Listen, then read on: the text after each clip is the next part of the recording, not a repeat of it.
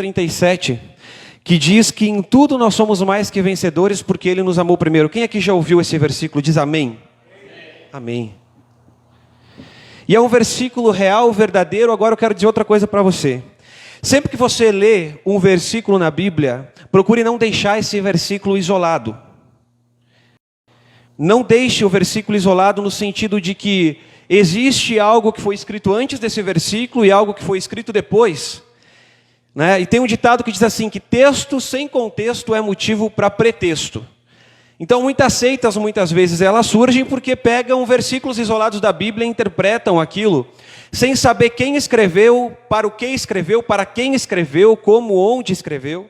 Então existe uma história por trás de uma carta de Paulo que foi escrita, por exemplo, aos Romanos, que diz que somos em tudo mais do que vencedores. Por isso eu quero ler com você 2 versículos antes. Mas antes de ler Romanos capítulo 8, do verso 35 ao 37, eu quero que você curve a sua cabeça nesse momento. Senhor Deus e Pai, nós estamos na Tua presença. Aguça, Senhor, os nossos ouvidos para ouvir a Tua poderosa palavra, traz revelação ao coração. Eu peço, Senhor, que todos que aqui estão possam captar de Ti algo maravilhoso e voltar diferente, em nome de Jesus. Amém. Amém. Aleluia. Glória a Deus. Aleluia. Fique tranquilo, irmão. O Senhor vai fazer maravilhas hoje. Fique com o seu coração em paz. Amém? Naquilo que o Senhor fará. E diz assim, Romanos capítulo 8, verso 35. Quem nos separará do amor de Cristo? Paulo pergunta. A tribulação, ou a angústia, ou a perseguição, ou a fome, ou a nudez, ou o perigo, ou a espada? Como está escrito, por amor de Ti, somos entregues à morte todo dia e somos reputados como ovelhas para o matadouro. Mas, em todas essas coisas, somos mais que vencedores por aquele que nos amou. Muitas vezes a gente tem a percepção de que se eu for servir a Deus, os meus problemas vão acabar. Nós achamos muitas vezes que servir a Deus é viver uma vida tranquila. Mas servir a Deus não tem a ver com tranquilidade. Não, não, não. Você vai ter lutas, problemas. Antes de Ele dizer que em tudo você é mais que vencedor, Ele fala que você padecerá perseguição, que você será jogado à morte. E aí Ele diz, e ainda assim em tudo somos mais que vencedores. Então servir a Deus, caminha comigo, servir a Deus é você batalhar. A promessa de Deus para você, que você vai ser uma pessoa vitoriosa, é porque você vai ter lutas na sua vida. E isso o próprio Jesus, Ele fala para você quando Ele diz assim, no mundo tereis aflições. E dentre tantas boas promessas, aí está uma outra promessa que Jesus faz. No mundo você vai ter obstáculo, no mundo você vai ter desafio, no mundo você vai ter encrenca, você vai ter confusão. No mundo você vai ter aflição. Mas tem de bom ânimo, porque eu venci o mundo. É o que Jesus fala. Então você vai ter as suas batalhas. Mas agora você precisa saber como que você se torna uma pessoa vencedora. Uma pessoa mais do que vencedora. O João, que escreveu a respeito do que Jesus falou, também vai escrever depois na sua epístola, que os filhos de Deus, eles vencem o mundo. Então, Jesus, Ele tem para você preparado vitória, amém? Quantos aqui creem? Mas você vai passar por lutas também. E essas lutas, elas vão trazer para você alguns processos. Algumas experiências da sua vida, que muitas vezes vão ser marcantes. E essas experiências da sua vida são processos que você passa. Lá, quando você lê o livro de Jó, conta a história de um homem riquíssimo, que servia a Deus, orava todos os dias, era um homem justo, prudente. Mas então vem um tempo ruim na sua vida e ele perde todos os seus filhos, perde todas as suas riquezas. E no final do livro de Jó vai dizer que Deus restitui todas as riquezas. Mas sabe o que é mais lindo nesse livro? É a frase de Jó no final, quando ele diz assim, Senhor, antes eu te conhecia de ouvir falar, mas agora os meus olhos te veem. O que torna Jó mais do que vencedor? ter todas as riquezas novamente, mas isso multiplicado, ter filhas que a Bíblia diz que eram as mais lindas, até nascer a minha esposa, né? Não, o que torna ele vencedor é que depois desse processo ele pôde dizer: agora os meus olhos te veem. Antes eu te servia de ouvir falar, mas agora os meus olhos te veem. Então nesse processo que você passa, nessas batalhas que você tem, nas lutas que você enfrenta, Deus usa essas lutas para que Ele possa aumentar a intimidade contigo. E isso te tornará mais do que vencedor. Daniel capítulo 3, você vai ver os amigos de Daniel, Sadraque, Mesaque e Abednego, que não se rendem a se dobrar ao rei Nabucodonosor. Eles tomam uma posição. Enquanto está todo mundo ajoelhadinho no chão, eles batem no peito e falam: eu não. E isso custa para eles a fornalha. O rei diz: aumenta o fogo, aumenta o fogo. Entenda, muitas vezes Deus vai permitir que você entre na fornalha, mas não se esqueça, lá dentro da fornalha Ele estará com você. Eu estou falando que você vai passar por provas de fogo literalmente na sua vida. Lutas de verdade você vai passar. Provas difíceis você vai ter que enfrentar. E sabe o que é bonito? Que o rei Nabucodonosor, ele olha e ele diz assim: ué, não lançamos lá 3 homens amarrados dentro da fornalha? Nós não mandamos jogar eles amarrados? Eles não estavam amarrados, as suas mãos, os seus pés não estavam amarrados dentro daquela fornalha? Sim. E por que eu estou vendo agora 4 homens e eles estão soltos? Nabucodonosor está dizendo: por quê? Por que o fogo não queimou eles? Por que o fogo não danificou a sua pele? Por que eles saíram de lá sem feder, sem cheirar fumaça? Por que os seus cabelos não queimaram, mas as suas amarras sim?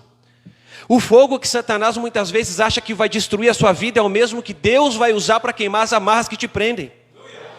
E quando você estiver lá dentro daquela fornalha, pode ter certeza absoluta, o 4º homem estará contigo. Quando você estiver passando pela prova de fogo, ele estará contigo. E aí você pode me dizer assim: mas não parece que ele está comigo. Fábio, eu estou passando por uma prova, mas muitas vezes não entendo porque não existe uma voz, eu estou num silêncio. Agora presta atenção. Silêncio não é ausência. Silêncio não é ausência. Os discípulos estão num barco, numa tempestade, o barco indo de um lado para o outro, o coração cheio de medo, porque eles não sabem o que fazer. E onde é que está Jesus nessa tempestade? Está dormindo. Está lá tirando um cochilo. Sabe por quê? Porque só consegue dormir numa tempestade quem sabe que tem autoridade sobre essa tempestade. O Senhor quer te trazer um espírito de vencedor, um espírito de autoridade de quem sabe por que nasceu. Como está escrito: ide por todo mundo, pregai o evangelho, aquele que crer e for batizado será salvo. E aí diz assim: e estes sinais seguirão os que crerem. Quais sinais? Em meu nome expulsarão demônios, falarão novas línguas, beberão algum mortífero e não morrerão, colocarão as mãos sobre os enfermos e os curarão. Existem sinais que te acompanham porque existe um propósito para a tua vida. E o Senhor é quem te guarda. Você está entendendo? Deus, Ele vai te fazer mais do que vencedor. Ele quer desamarrar, soltar essas cadeias que muitas vezes te prendem, que não deixam você avançar, que não deixam você conquistar. E Pedro, né? Jesus, ele diz assim: Pedro, ele vai falar: Simão, Simão, Satanás quer te peneirar, que nem se peneira trigo. Simão, Simão, Pedro, ó, Satanás quer te peneirar que nem se peneira trigo. Você imagina Pedro? Sério? Mas o Senhor não vai deixar, né, Deus? O Senhor não vai deixar, né, Jesus? O Senhor não vai deixar que isso aconteça, né? Sabe o que Jesus fala? Mas eu roguei por você, para que você não desfalecesse, para que você se fortalecesse e fortalecesse os seus irmãos. Depois que você se converter, você vai ser testemunha. Em outras palavras, o que Jesus está dizendo é assim: olha, Pedro, a permissão está dada. A permissão está dada. Satanás, ele vai te peneirar, você e os discípulos. Mas fica tranquilo, porque eu estarei contigo. Sabe o que o Senhor fala para você hoje? As lutas vão vir, mas eu estarei contigo até a consumação dos séculos. Eu não te deixarei, eu não te abandonarei, diz o Senhor. Aleluia! Aplauda o Senhor, amado. Coloca um ânimo nessa cara. Existe uma promessa para a tua vida. Aleluia! Glória a Deus! Aleluia! Eu vou mostrar algo para vocês. Quando eu prego, eu falo algo bom, você levanta a mão e diz recebo, que daí as promessas se cumprem sobre você. Aleluia! Dá um aleluia, dá um glória a Deus. Nós somos pentecostais, irmãos. Amém? É a promessa que ele faz para Pedro. Pedro, você vai entrar nessa luta, mas fica tranquilo que você vai sair melhor do que você entrou. É a promessa que ele faz para você. Você vai batalhar sim, porque você é um soldado que se alistou no meu exército, mas fica tranquilo que você é mais do que vencedor. Você vai sair dessa fornalha, mas não só sair dessa fornalha, você vai sair sem danos dessa fornalha. Você vai se tornar alguém melhor nesse processo que Deus tem. O problema muitas vezes é que nós cremos num Deus de milagre, e amém, Ele é um Deus de milagre, mas tem vezes que Ele vai transformar água em vinho, que é um milagre, e outras tantas Ele vai espremer a uva para fazer o vinho. E Deus é um Deus que ama processo, e o processo custa. O que Deus utiliza para mudar o nosso caráter, porque tantas vezes você vai estar naquele barco, naquela tempestade, Ele pode sair e acalmar a tempestade, mas Ele pode deixar a tempestade correr e acalmar somente você. Deus, Ele pode mudar as circunstâncias, mas Ele pode usar as circunstâncias para mudar o teu caráter, para mudar a tua vida, para te fazer mais parecido com Ele. Né? O seu Júlio ali conhece vinho. É um processo demorado, tem que esmagar a uva, tem que fermentar a uva. Agora eu te pergunto, o que vale mais, um cacho de uva ou uma garrafa de vinho com 10, 15 anos? E muitas vezes a gente não quer enfrentar o processo. A gente não quer lutar, a gente não quer batalhar, mas a gente quer os milagres. Mas Deus não vai fazer as coisas de uma hora para outra sempre. Ele vai fazer, irmãos. Creia, Ele vai fazer. Mas quando se trata de moldar-nos, de nos tornar parecido com Ele, Ele quer que você saiba que você nasceu para batalhar, que você nasceu para lutar e que você nasceu para vencer. É isso que o Senhor quer que você saiba. Quer ver? Eu vou ler uns versículos aqui contigo que eu separei em Apocalipse.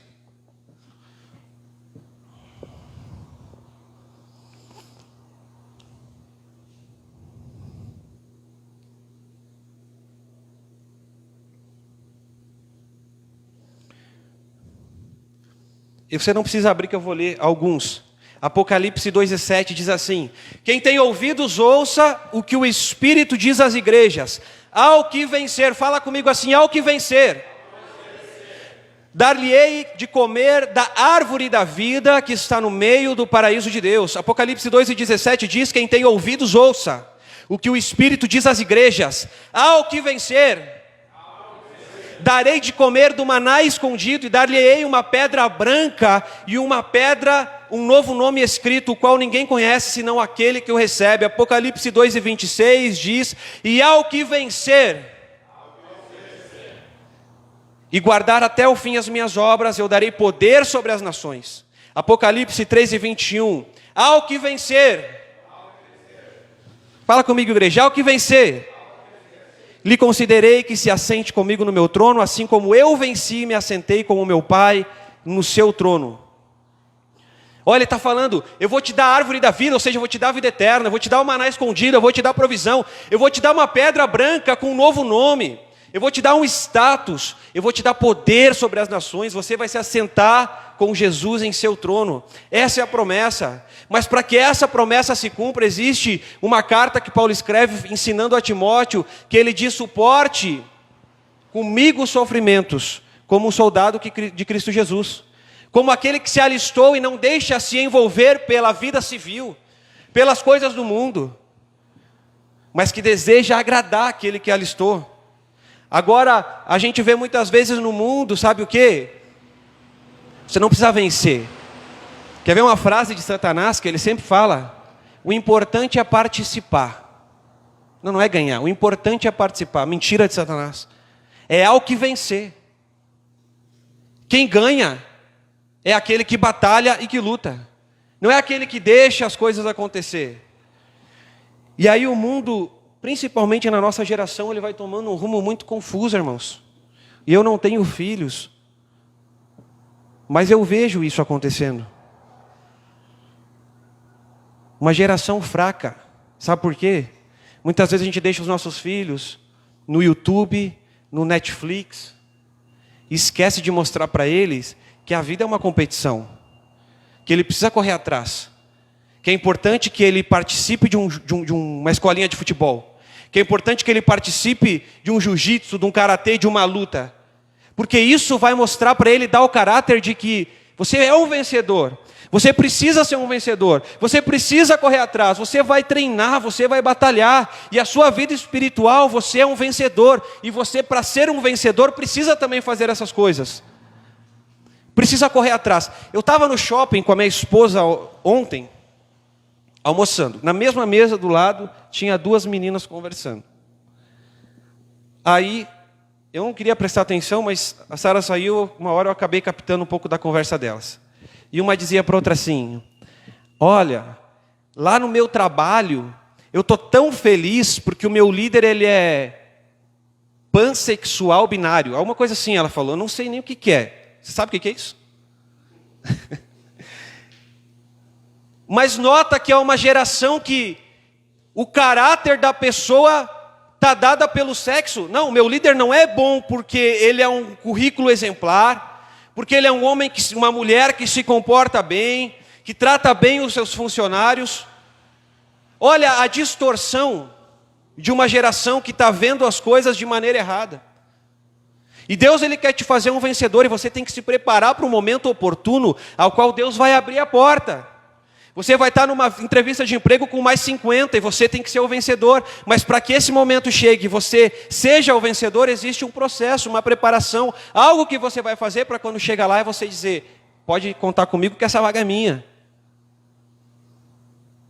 O mundo é de competição. O meu time foi rebaixado antes de ontem, o Grêmio. Eu estava assistindo no celular o jogo e aparecia a torcida, um monte de marmanjo, homem grande, mais velho que eu, chorando. E eu mostrei para a Sara, falei, Sara, olha aqui. Um monte de marmanjo chorando porque o time perdeu. Porque eles têm uma paixão por vencer. Por superação, por não deixar cair. Eles não estão nem em campo, mas eles estão olhando e estão dizendo, eu preciso ganhar. Eu preciso vencer, eu não posso cair. Eu preciso me levantar. Eles fizeram uma pesquisa e botaram 5 pessoas de um lado no campo de futebol e 5 de outro lado. E falaram para aquelas pessoas, toquem a bola aí entre vocês. E aí, eles começaram a tocar bola. Passou uns minutos, voltaram e falaram assim, agora é o seguinte, quem tocar a bola mais rápido, vence. Ah, irmão, você não via a loucura daquelas pessoas. E juntava, e era estratégia, era inovação, era criatividade, era plano, era equipe. Vamos fazer o quê? Como é que nós vamos batalhar? Como é que nós vamos vencer junto? Você está entendendo que quando existe a competição é porque existe um vencedor. E quando existe um vencedor, você está treinando o seu filho para dizer, lá fora no mundo você vai batalhar também. E quando você ganhar um jogo de futebol, quando você ganhar uma Olimpíada, por que é tão famosa a Copa do Mundo, as Olimpíadas? Porque é uma competição, porque o nosso coração está voltado e entende que nós precisamos vencer. Quando você ganhar, vai ser que nem Mateus 25, na parábola dos talentos, o Senhor, quando nós chegarmos no céu, Ele vai dizer para nós, servo bom e fiel, foste fiel no pouco, sobre o muito te colocarei, agora entra aqui que eu tenho uma festa para você. Quando o teu filho ganhar o campeonato de futebol, a mesma coisa, você vai chegar e vai dizer assim, parabéns filhão, você ganhou o campeonato, reconhecimento, servo bom e fiel, como o Senhor. Aí você vai colocar uma medalha no pescoço dele, vai entregar um troféu para ele. O que é isso? Recompensa, foste fiel no pouco, sobre o muito te colocarei. Você não desistiu, você persistiu, fizeram falta em você, você levantou, bateu a poeira das pernas e saiu correndo de novo em direção à bola. E depois você vai abraçar ele, vai levar ele para comer numa pizzaria, ou seja, entra aqui que eu tenho uma festa para você, o que o Senhor fala. É assim, a vida é assim. Mas muitas vezes a gente não entende essas coisas. E a gente vive o que o mundo diz, uma geração fraca, irmãos. Uma geração fraca. Cristãos tolos, que começam a aplaudir um cara que estava correndo nas Olimpíadas e deixa de ganhar sua medalha para voltar para ajudar um outro atleta que perdeu. Ontem eu vi um vídeo, o cara ia fazer o gol, o outro cara teve cãibra do outro time, ele deixou de fazer o time dele ganhar porque ele foi ajudar. Agora eu pergunto para você, o atleta que foi correr as Olimpíadas, ele já não deveria conhecer o caminho e o trajeto? Ele não sabia o que ele iria percorrer? E eu pergunto para você, não tinha e não tem nos estádios de futebol, nas Olimpíadas, médicos, paramédicos, ambulância? Algumas têm até helicóptero, para quando alguém passa mal. Ele sabendo que ia participar, ele não sabia do preparamento físico que ele deveria ter para participar daquela competição.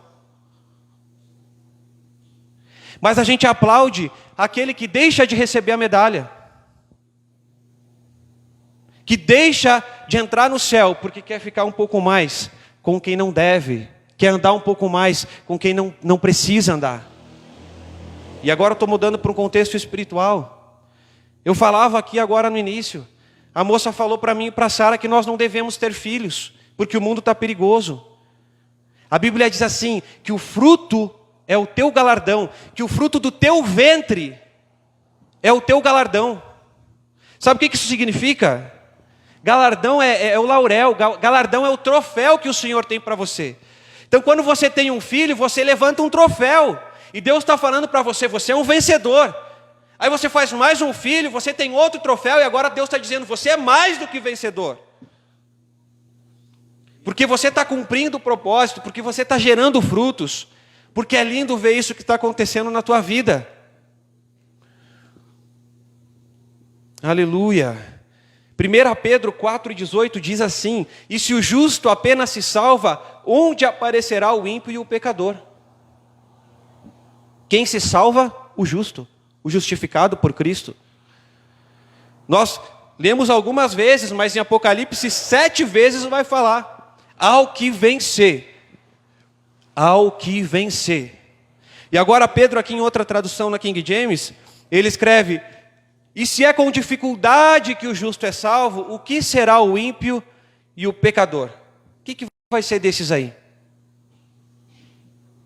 Então eu não estou falando que é fácil a vida. Eu não estou falando que ser crente é caminhar em cima das borboletas. Não é isso.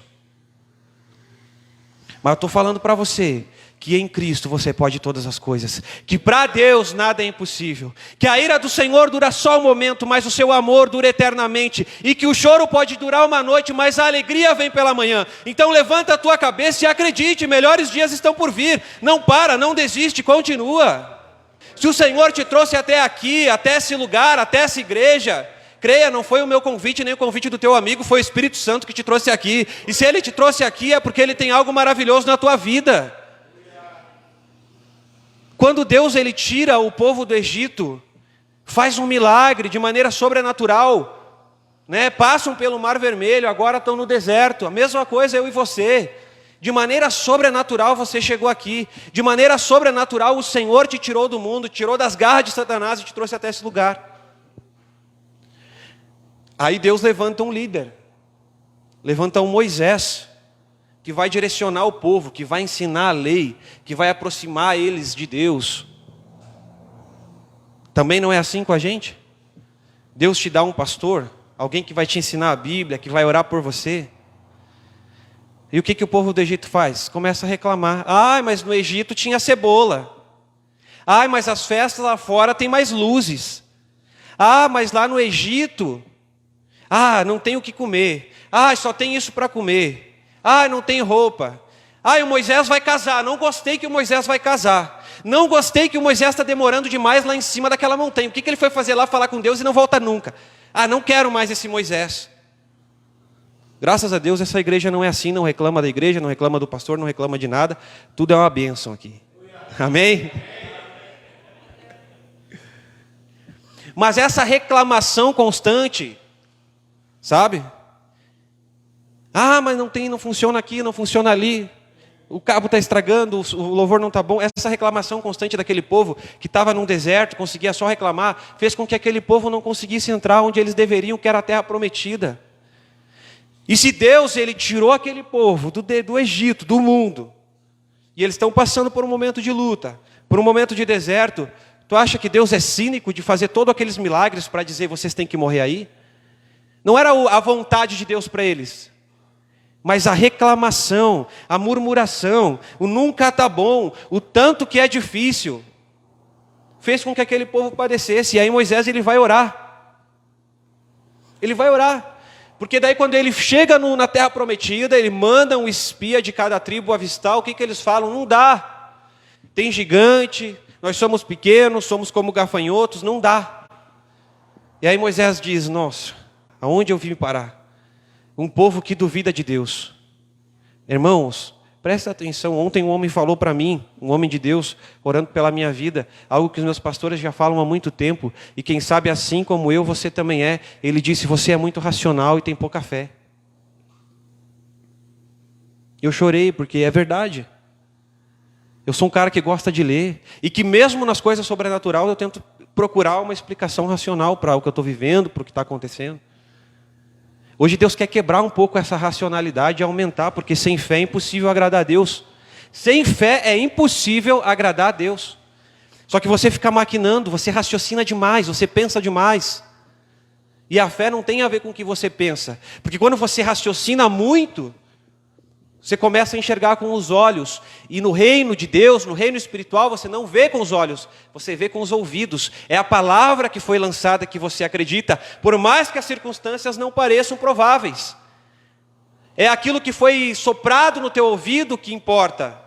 Então Deus ele te ensina a ver com os seus ouvidos. E a fé vem pelo ouvir. A fé vem pelo ouvir. Então não é o que você está vendo, não é a circunstância, não é o problema do seu lado, não é a luta, não é as suas finanças, não é os boletos que estão na sua mesa, não é as contas que você tem para pagar, não é o diagnóstico que chegou até você, não é o seu relacionamento indo para o saco, não é isso. É o que Deus fala ao teu respeito que importa. Aleluia! E aí eles começam a duvidar, e ainda Moisés vai e ora, intercede pelo povo, pede perdão pelo povo. E aí o Senhor fala, Números capítulo 14, versículo 20. E disse o Senhor, conforme a tua palavra lhe perdoei, porém, tão certamente como eu vivo, olha que lindo, e como a glória do Senhor encherá toda a terra, chegará esse dia, irmãos, nos últimos dias isso acontecerá, e que todos os homens que viram a minha glória e os meus sinais que fiz no Egito e no deserto, e me tentaram estas 10 vezes e não obedeceram a minha voz, não verão a terra que aos seus pais jurei, e nenhum daqueles que me provocaram haverá. Palavra dura, palavra pesada, de um povo que, em vez de batalhar, de lutar, de acreditar na promessa de Deus, murmurava, reclamava. E aqui a gente está falando do Egito, mas isso se trata da nossa eternidade, porque a tua vida ela é uma prova da tua fé. É o que Pedro ele escreve. A prova da tua fé é como o ouro que é colocado no fogo e perece.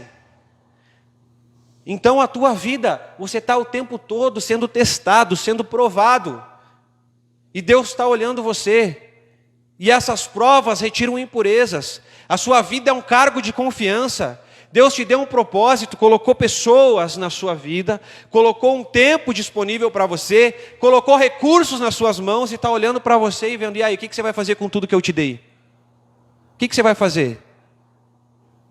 Isso é temporário. É só uma prova, é uma atribuição temporária. Nós estamos falando de eternidade. Nós estamos falando do que já foi falado, da volta de Jesus, de quando Ele vir nos ares, de quem vai ser as pessoas que vão ouvir a trombeta soar. Você vai ser uma delas, amém? Amém? Eu também. Quando você chegar no céu, pode procurar eu e a Sara. Nós vamos estar lá. Nós vamos estar lá. Vamos tomar um tererê junto lá no céu. Será que tem tererê? Ou um chimarrão, né, seu Cláudio? Lá no céu vamos tomar um chimarrão junto, né? Em outro pago. E olha só o que diz aqui. Números 14, 22. E aqui está falando de outro homem que estava no meio daqueles espias. E que todos os homens que viram a minha glória e os meus sinais que fiz no Egito e no deserto e me tentaram essas 10 vezes e não obedeceram a minha voz, não verão a terra de que aos seus pais jurei, e nenhum daqueles que me provocaram haverá. Porém, aqui tem um porém, presta atenção, está falando de você, está falando dos seus filhos. O meu servo Caleb,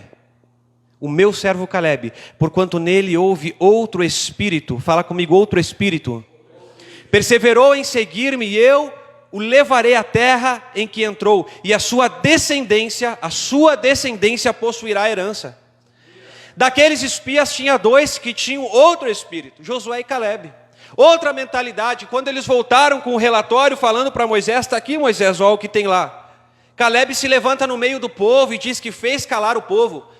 Ele falou, cala a boca todo mundo. O que vocês estão falando? Ele tinha outro espírito. Aqui está falando de mentalidade. Ele tinha outra mentalidade, outra forma de ver.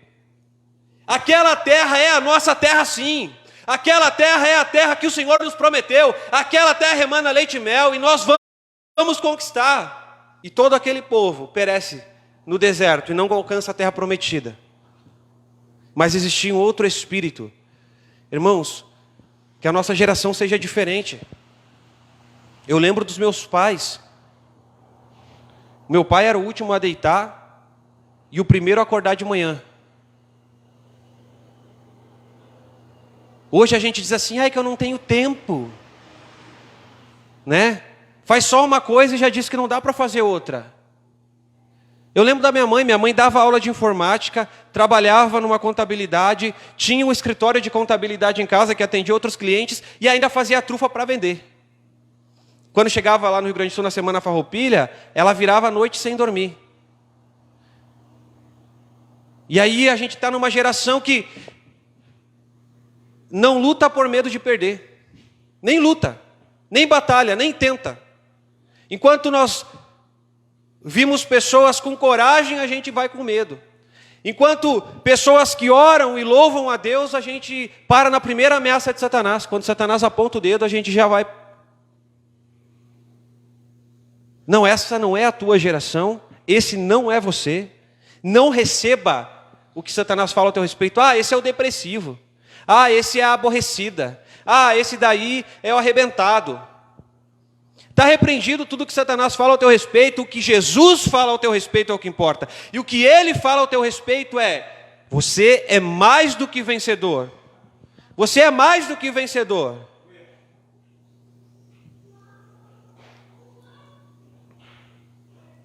E perseverou em seguir-me, e eu o levarei à terra em que entrou, e a sua descendência possuirá por herança. Aleluia. Deus ama, irmãos, aqueles que não reclamam. Eu já falei aqui, reclamar é para o diabo o que adoração é para Deus. Sabe o que acontece? Eu lembro de uma história de Charlie Chaplin, né? Que ele uma vez contou uma piada para um pessoal, o pessoal riu. E aí ele voltou e contou a mesma piada pela segunda vez, o pessoal riu. E na terceira vez que ele conta a mesma piada, as pessoas não riram. Aí ele perguntou, por que vocês não estão rindo? E ele disse, se todos os dias vocês choram pela mesma coisa, reclamam da mesma coisa. Só que a gente vai entrando num patamar que muitas vezes a gente acha que é merecedor. E aí a gente não... Na primeira vez eu agradeço a Deus, obrigado Senhor. Mas na segunda vez eu já começo a pensar, mas eu me esforcei tanto, né? Mas eu batalhei, né? Eu mereço. Nossa, eu vou na igreja, eu até dou o dízimo lá na igreja. E deixa eu te dizer uma coisa que eu ouvi e eu achei bem interessante. Você não dá o dízimo, não é você que dá 10% para Deus, é Deus quem te dá 90%. E Ele nem precisa dos teus 10%, mas Ele fica para você não ficar muito apegado. É Ele, a confiança está nele, é Ele quem te dá o ar para respirar. Só que as pessoas às vezes não entendem. E aí começa a vir o devorador. E aí as coisas começam a dar errado. Porque a gente começa a se comportar que nem o povo do Egito. Viu os milagres do Senhor. Viu que o Senhor é bom. Viu que o Senhor é capaz de fazer infinitamente mais do que aquilo que nós imaginamos ou pensamos. Mas ainda assim, em dado momento da nossa vida, somos ingratos. Deus quer te levantar como um vencedor. E aqui eu vou ler de novo Romanos 8, 35. Só que agora eu quero ler um versículo para frente. Presta atenção. Quem nos separará do amor de Cristo? A tribulação, a angústia, a perseguição, a fome, a nudez, o perigo, a espada, como está escrito. Por amor de ti nós somos entregues à morte todo dia. Todo dia. Como que a laranja vai dar o seu melhor se ela não for espremida? Você quer ver uma laranja bonitinha inteira? Beleza. Mas ela nunca vai saciar a fome de ninguém, a sede de ninguém. Está entendendo? Você precisa, muitas vezes, e vai ser espremido, para que você se torne um belo vinho, um vinho de valor, um suco que vai saciar a sede de alguém. Então aqui está dizendo, nós somos entregues à morte todo dia, somos reputados como ovelhas para o matadouro, mas em todas estas coisas, somos mais do que vencedores por aquele que nos amou. Mesmo na sua batalha, você é mais do que vencedor, porque eu estou certo.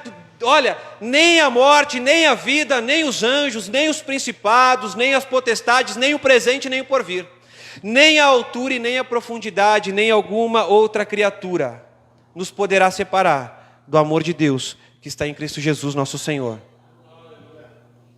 Irmãos, a não ser que você seja aí o melhor que Paulo, que Pedro, a quarta pessoa da Trindade, você vai passar por luta.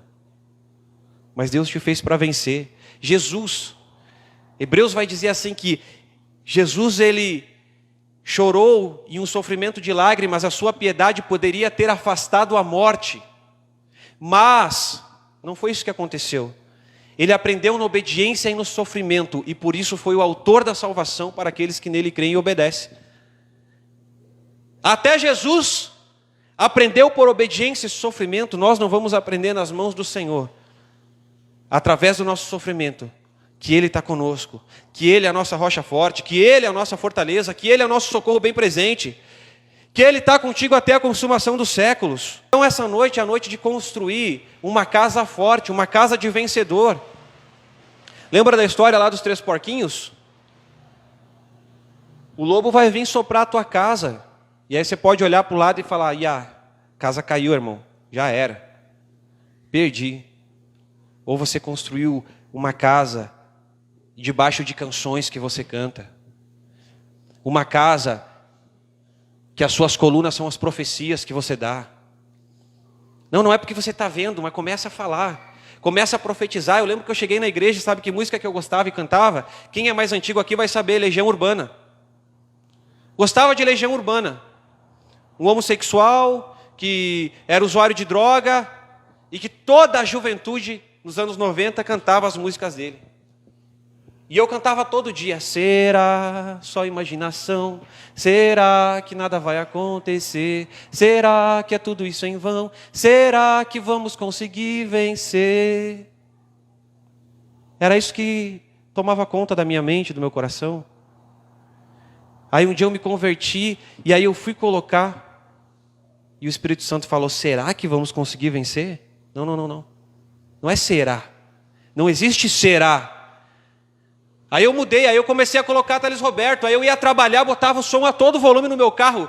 Eu sou mais que vencedor. E eu vivo das herança que recebi do meu pai. Eu sou um conquistador. E onde eu coloco a planta dos meus pés, isso é meu. Minhas músicas mudaram, as minhas canções mudaram, a minha adoração mudou e a minha vida mudou. Eu sou mais do que vencedor, eu tenho uma herança da parte do Senhor. E pode vir o diabo soprar minha casa, que a minha casa não está construída de papelão, de açúcar, de algodão, de palha. Minha casa, presta atenção, fala comigo, eu sou o templo do Espírito Santo. O Espírito Santo vive em mim. Por isso eu sou o vencedor. Você tem que ser que nem aqueles edifícios lá do Japão. 10 graus de escala Richter. É o maior terremoto que já aconteceu. Eles construíram os edifícios do Japão que aguentam esses 10 graus. Pessoas preparadas, porque sabem que já sofreram e agora estão construindo uma casa com um alicerce profundo, enraizado em Deus, onde Ele é a tua rocha, onde Ele é a tua pedra angular, é Ele quem sustenta as vigas da tua casa, as vigas dos teus filhos, da tua família. Pessoas vencedoras, pessoas conquistadoras. Aleluia.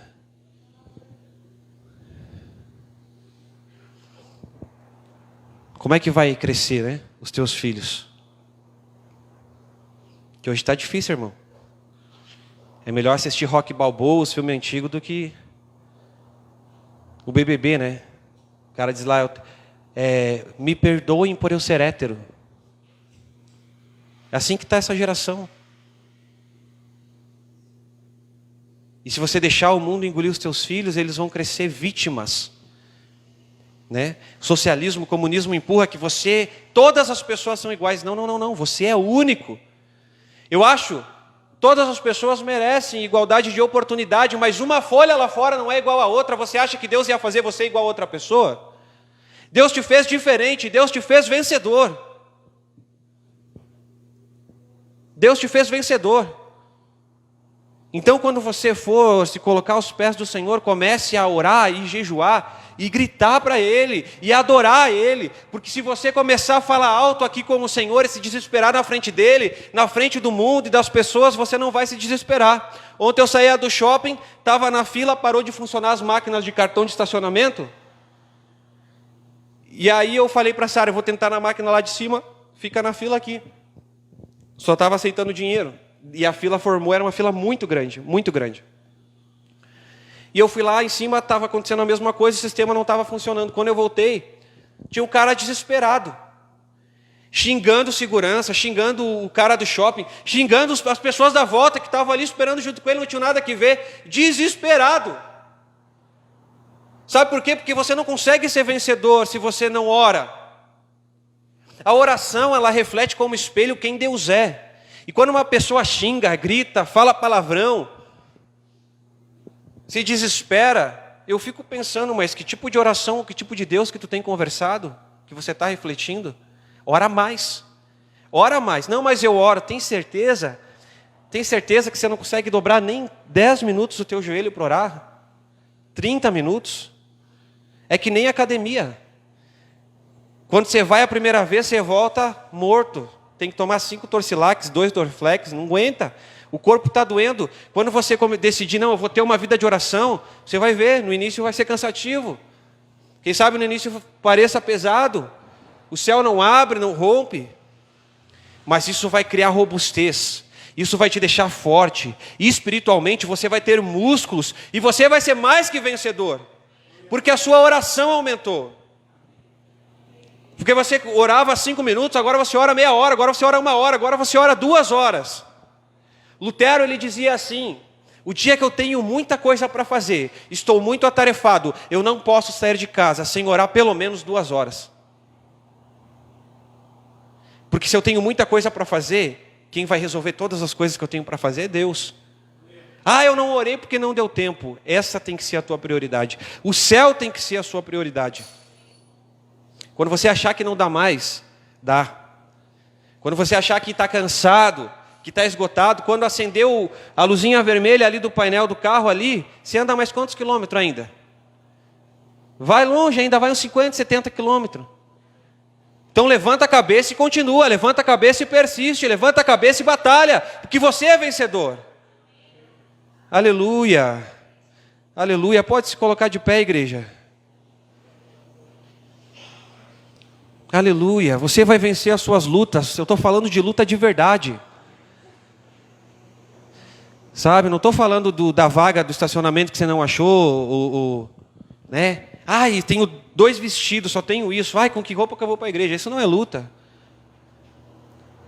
Luta é um diagnóstico que chega, que nem a menina Cecília que não está aqui hoje, porque os pais não podem sair de casa. Está com suspeita de varicela. Luta Isso é luta. Luta é um pai que chega em casa e tem que chegar sorrindo e não sabe o que dizer para os seus filhos quando não tem comida, não tem um leite para dar. Isso é luta. E muitas vezes você acha que é luta o que você está vivendo porque você não tem profundidade em Deus. E tem coisas que nem luta são. Tem coisas que são só um probleminha que precisa ser resolvido, com certeza.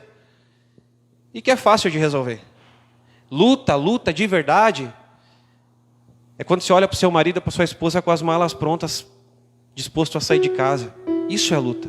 Um divórcio acontecendo, isso é luta. E nesse momento, quando esse tipo de luta acontecer, você tem um Deus poderoso. Você tem um Deus que trabalha por você. Você tem um Deus que responde à tua oração. Você tem um Deus que diz para você que você é mais do que vencedor. Você tem um Deus que não te abandona. Você tem um Deus que na tua fraqueza, Ele te deixa forte. Eu ouvi algumas pessoas já me falando, eu não sei de onde eu tirei forças quando aquilo aconteceu. Deus é contigo. Sabe de onde vêm as tuas forças? Deus é contigo. Antes mesmo da fundação do mundo, Ele já era contigo, Ele já tinha um propósito, Ele já tinha estabelecido e preparado algo para você. E eu só fui entender isso o dia que eu estava lá na minha casa, no apartamento, e eu falei, aqui eu vou fazer meu escritório, e a gente foi escolher uns papéis de parede, e a Sara falou, eu quero esses aqui, eram os papéis de quarto de criança. E eu falei assim, não, mas ali vai ser o escritório. E ela falou assim, não, ali vai ser o quarto do Theo. O Theo é o nosso filho, que ainda não nasceu e ela não está grávida. Calma, ela ainda não está grávida. Ainda não. E eu falei assim, que quarto de filho? Você nem está grávida. Aí ela murchou. E o Espírito Santo falou para mim assim, da mesma maneira que ela ama um filho que nem veio ao mundo ainda, é a maneira que eu te amei antes de você estar no ventre da sua mãe. Você era só um projeto, você era só uma semente. Você não era visível, não tinha barriguinha ainda, não dava para saber que estava ali, mas você já estava pensando, como que vai ser? Como que vai ser o berço? Como que vai ser o quarto? Como que vai ser o meu tratamento com o meu primeiro filho? Como que vai ser? Sabe, enxergue pelos olhos da fé. Deus tem vitória para você. Creia nisso. Por mais que você não veja, não quer dizer que essa semente ela não existe, que ela não está ali, que ela não vai germinar, que ela não vai brotar, que não vai dar frutos. Não é isso. Existe uma palavra, essa palavra é uma semente, e essa semente está plantada na sua vida. Aleluia. Aleluia. Eu queria convidar o José e a Sol a virem até aqui à frente. Pode se colocar aqui, por favor.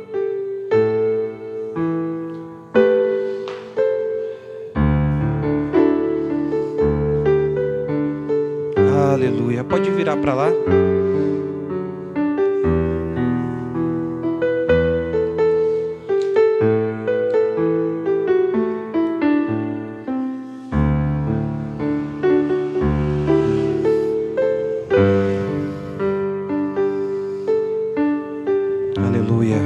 Nesse momento nós vamos estar servindo a Santa Ceia. E todos vocês podem tomar. E depois logo nós vamos ter um jantar top. O texto que eu vou ler aqui em 1 Coríntios capítulo 11 falava que eles faziam esse jantar sempre na Santa Ceia. E Paulo está indignado porque as pessoas levavam e cada um levava e comia o seu próprio prato, não dividiam, enquanto uns estavam passando fome e outros estavam se embriagando com o vinho que levavam. E por isso Paulo fala assim, você está fazendo isso bebendo dessa maneira para sua própria condenação, porque você não percebe que está tudo errado aí. Lembra? Texto e contexto. Se você ler no início do capítulo e o verso todo, e o capítulo todo vai dizer, vai explicar. Verso 17 de 1 Coríntios 11 diz, nisto que vou dizer não vos louvo, ou seja, não tenho agrado em vocês, pois vocês se reúnem não para melhor, senão para pior. E aqui Paulo ele não está feliz com o que está acontecendo. E verso 20 vai dizer: quando vocês se reúnem no mesmo lugar, não é para comer a ceia do Senhor, pois quando comem, cada um se apressa em tomar sua própria ceia. Assim um que tem fome e o outro se embriaga, e você esquece daquele que nem tem o de comer. E quando ele fala que existiam pessoas nesse capítulo cansadas, doentes e que dormem, eram pessoas que estavam passando necessidade, mas eles não eram capazes de olhar para o irmão do lado para reconhecer: tem alguém do meu lado aqui precisando de uma mão, precisando de uma ajuda. E o verso 23 vai dizer: pois eu recebi do Senhor o que também vos ensinei, que o Senhor Jesus, na noite em que foi traído, tomou o pão, tendo dado graças, o partiu. Fala comigo: partiu. E isso é o meu corpo, que é entregue por vós. Fazei isto em memória de mim. O que? Fazer o que em memória? Partir. Sabe? O corpo de Cristo é a igreja. Repartir, dar, compartilhar. É isso que ele está falando. Tendo dado graças, partiu e falou: façam isso. Comer? Não. Partir, repartir. Semelhante, depois de cear, tomou o cálice, dizendo: este é meu cálice, a nova aliança, no meu sangue. Fazei isto todas as vezes que beberdes, em memória de mim. Pois todas as vezes que você comerdes este pão e beberdes este cálice, anunciais a morte. Você está olhando para trás, está dizendo: Jesus morreu por mim, até que Ele venha. E você está dizendo: e Ele ressuscitou e vai voltar, e eu o aguardo. Existe algo que você vai desfrutar nessa noite, que é o perdão de todos os seus pecados. Você vai se arrepender, você vai dizer: Senhor, eu tenho errado contigo, mas eu creio que o teu sangue me purifica, que o teu sangue me lava. Por isso eu compartilho da Santa Ceia, e eu quero daqui para frente levar uma nova vida, ser diferente. Eu vou pedir que o José esteja distribuindo o vinho e assó o pão, por favor.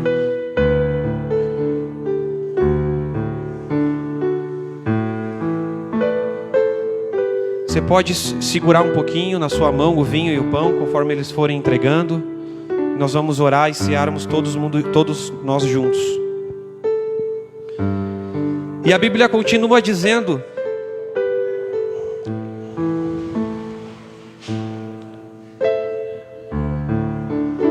e a Bíblia diz: portanto, qualquer um que comer do pão e beber do cálice do Senhor indignamente, será culpado do corpo e do sangue do Senhor. O que é beber indignamente? Sem lembrar do seu irmão do lado. O que Paulo estava reclamando aqui? Vocês comem e bebem e esquecem das pessoas que precisam também, que fazem parte do corpo de Cristo. Por isso ele diz: examine-se o homem a si mesmo. Então você vai olhar para dentro de você nesse momento e começar a pensar: onde eu tenho errado, Senhor? Revela para mim quais são os meus pecados, quais são as minhas falhas, que eu quero te pedir perdão. Hoje eu conversava com alguém que dizia para mim: quando eu me converti, eu declarei verbalmente todos os meus pecados, e comecei a orar e pedir para Deus: Senhor, revela para mim se tem algum pecado oculto, porque eu quero declarar e acabar com esse pecado agora nesse momento, porque a partir de hoje é uma nova vida. A partir de hoje é uma nova vida. A partir de hoje existe um novo eu, existe um novo começo para você. Examine-se a si mesmo, e antes de comer e beber deste cálice, pois quem come e bebe indignamente, come e bebe para a sua própria condenação, não discernindo o corpo. A sua condenação é não discernir o corpo, as pessoas, o corpo de Cristo. Por causa disto, há entre vós muitos fracos. Obrigado, José. Fracos, doentes e muitos que dormem. Versículo 33. Portanto, meus irmãos, quando vós reunis para comer, esperai uns pelos outros. É o que nós estamos fazendo aqui, esperando. Mas se algum tiver fome, come em casa, para que não vos ajunteis para a condenação. Por que esperar? Porque eles iam comendo e bebendo a sua própria comida, enquanto outros estavam com fome. E quanto às demais coisas, eu vou falar quando for ter com vocês. Então nós até agora esperamos, e nesse momento nós vamos orar pelo pão, pelo corpo do Senhor que foi moído na cruz do Calvário. E a palavra de Deus diz que pela sua carne, pelas suas pisaduras, nós somos sarados, nós somos curados. Por isso, nesse momento, se você tem alguma enfermidade, se você tem alguma dor, Jesus cura você agora. Creia, pelas suas pisaduras nós somos sarados. Você é curado. Ele foi moído na cruz do Calvário para que você pudesse ter vida e vida em abundância, e para que você pudesse ter vida plena no seu físico também. O Senhor cura você agora. Senhor, nós te agradecemos, Pai, porque morreste na cruz do Calvário, e porque, Senhor, ressuscitaste ao terceiro dia e nos deu, Senhor, a sua graça.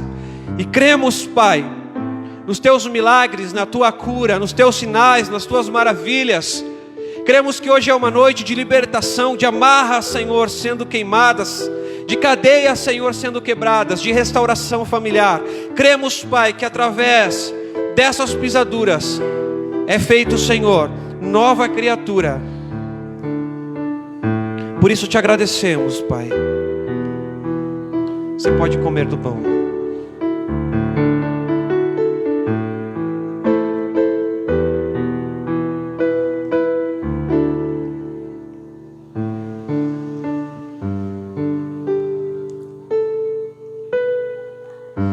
Aleluia. A palavra salvação é sozo, mas no original a mesma palavra para salvação é a palavra para restauração, para cura. Então a sua vida vai ser restaurada. Você está dizendo: Senhor, eu creio no teu sangue, eu creio que o Senhor me lava de todos os meus pecados, me faz uma nova criatura, e que eu posso viver algo novo a partir de hoje. Senhor, nós te agradecemos pelo sangue que foi derramado. Nós te agradecemos que levaste, Senhor, naquela cruz todos os nossos pecados, as nossas iniquidades, as nossas transgressões, a nossa confusão, o nosso erro. Às vezes, Senhor, que pecamos contra Ti e contra os nossos irmãos. Perdoa-nos, Senhor, e faz-nos viver uma nova vida, Deus. Cremos no Teu sangue que é poderoso e que nos leva, Senhor, somente Ele, somente o Teu sangue, somente, Senhor, a Tua graça nos leva, Senhor, até Ti, até a Tua presença, até os céus. Você pode beber do cálice.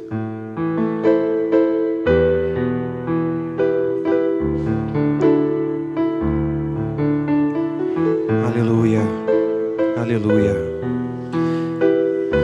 Glória a Deus. Nesse momento eu quero você que precisa de uma oração, você que nessa noite de alguma maneira a palavra falou ao teu coração e você precisa de mais forças da parte de Deus para vencer as suas lutas, você pode vir até a frente e eu vou estar orando pela sua vida.